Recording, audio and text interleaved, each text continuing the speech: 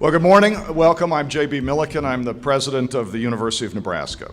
I want to welcome you to the second annual Rural Futures Conference. Special greetings to those of you who are with us this year for the first time. I'm especially pleased that tomorrow we'll be joined by Tom Vilsack, the U.S. Secretary of Agriculture, who is delivering the Huerman Lecture as a part of this conference on his vision for rural America and growing the rural economy and sustaining rural life. Secretary Vilsack will be here in his capacity as chair of the White House National Council, the Rural Council, and we're delighted to have him in Nebraska. I think that the President's creation of the Rural Council indicates that rural issues are regarded as the very highest levels as critical to our nation's future. I know everyone here shares that view. I'm going to say a word about the history of the Rural Futures Institute. I have been a champion and a believer in what I believe this institute is becoming for some time. I have a deep personal interest in the work that took place here last year and will take place here this week. In my view, the inspiration for the Rural Futures Institute began in 1862 with the land grant movement in this country. States such as Nebraska, Wisconsin, Missouri, Michigan, and many others that are represented here at this conference were in the forefront of this movement and are still committed to it today. The Morrill Act ushered in a remarkable period of advancement in this country, and we're reaping the benefits of it still in the 21st century. It opened the doors of higher education to the sons and daughters of farmers and mill workers. It created a platform for research to provide economic opportunity and to advance a new nation. And through extension and other means, it connected the intellectual capacity of our great public universities with people in the fields, the factories, and our communities. There have been many initiatives in Nebraska and elsewhere to further this important work in the last 150 years. But I know that many of us have felt that we have not realized the full potential of what could be achieved by leveraging our resources, our intellectual capacity, and our energy. The forerunner of the Rural Futures Institute in Nebraska was something called the Nebraska Rural Initiative, launched in the 1990s by the university. It did some great things. And in the last few years, with the wise counsel of Sam Cordes and others, we assessed what was positive about that initiative and where we might realize significantly greater potential with the right recipe. The germ of the Rural Futures Institute was hatched. With the addition of Ronnie Green, we had a partner who shared the vision and commitment and brought new energy and ambition to this dream. Over a year ago, we hosted the first Rural Futures Conference, and the idea began to catch fire. The Rural Futures Institute hadn't been launched at that time. We didn't have governance in place or permanent leadership. We began to lay the groundwork by surveying faculty and others, both at the University of Nebraska and across the region, and really with partners from around the world at that time. So last year's conference, in which a number of you were active and very helpful participants, provided an opportunity for us to test this theory, that an institute dedicated to rural life and development was something that we should invest in at the University of Nebraska.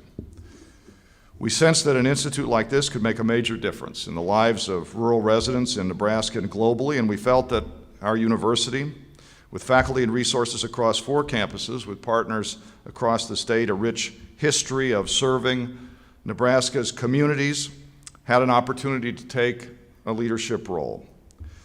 We knew we were talking about something big, something ambitious, something a little risky. But as I said at the conference last year, and I continue to believe, that's what makes this worth doing. We wanted to confirm with external partners that this was a path we could go down. And you helped us do that. And you will help us again this week. Not only with the interest in our first conference that exceeded our capacity, but with your deep engagement, energy, and support for what we're setting out to do here.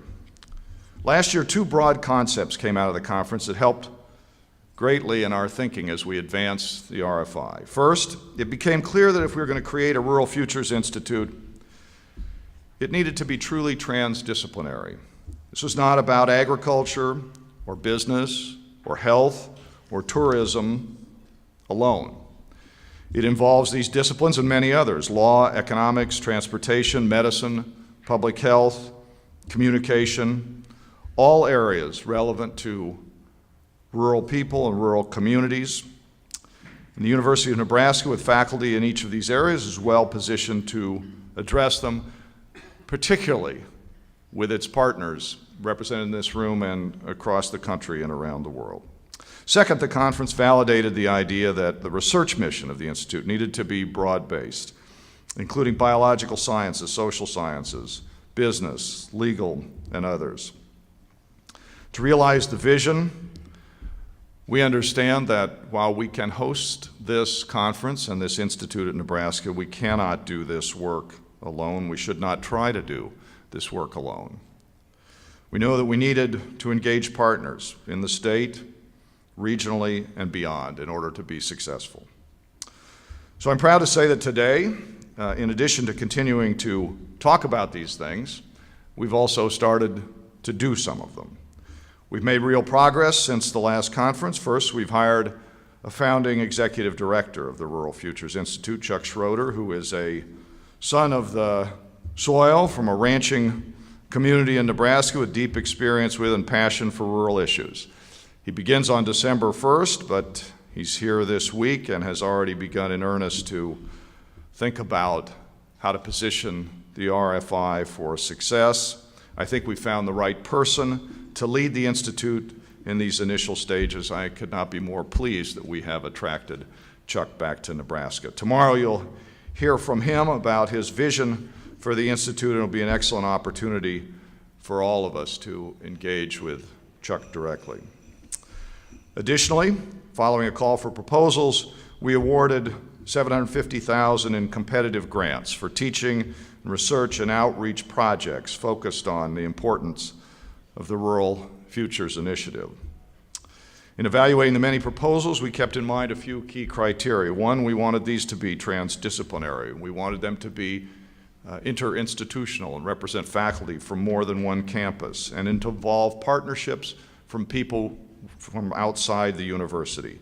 The first round of projects is underway, and they're addressing issues as diverse as ecotourism, juvenile re-entry into rural communities, rural public health, rural entrepreneurship, community marketing, and others. All four of our campuses are represented in the initial grant recipients, as are partners in the business community, government, and other land-grant institutions. We'll initiate a second round of grants at this conference, and I'm excited to see what projects emerge from that. So much of the heavy lifting for the Rural Futures Institute lies ahead of us. But when I reflect on what we have done in a short period, I'm pleased with the steps we've taken, the momentum, and the energy that I see around this initiative. It's a testament to the hard work and commitment of colleagues at the University of Nebraska and other universities represented here today, community leaders across the country and around the region and the country who share our vision for a future for rural America and share our vision for an institute that will help create, grow, and sustain a vibrant, competitive future for rural peoples and communities everywhere. I want to thank each of you for your commitment to this, your commitment to this week's conference, your belief that this effort is worth doing and worth investing your time in. That's how we'll be successful, I believe, with the commitment of many people, many disciplines, many institutions across the country. I want to welcome you again to this week's conference. I wish you great success. I look forward to the discussion over the next few days, and I look forward to the success of this bold, risky, ambitious effort for us to ensure that we do everything we can to tap the intellectual capabilities, the energy, and the commitment of people at our universities, our communities, and our governments to build a great rural life in America and beyond. Thank you very much for being here today and for being at this conference. Welcome.